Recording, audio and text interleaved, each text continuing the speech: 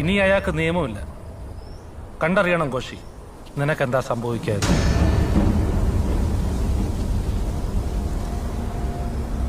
നിൽക്കണ്ട സാറേ, നമുക്ക് പോകാം.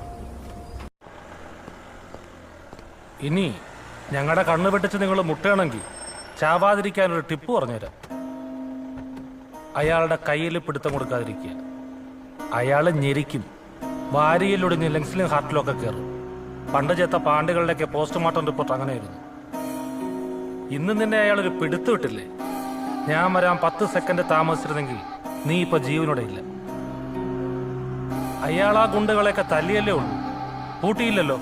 പക്ഷെ നിന്നെ ആദ്യം തന്നെ ആ പൂട്ടിട്ടാ പൂട്ടിയത്. അപ്പൊ അതിനർത്ഥം കൊല്ലൂന്നുള്ള അയാളുടെ വാക്ക് വിരട്ടല്ല, തീരുമാനമാണ്. ചാവാതിരിക്കാൻ നോക്ക്, ചെല്ലേ.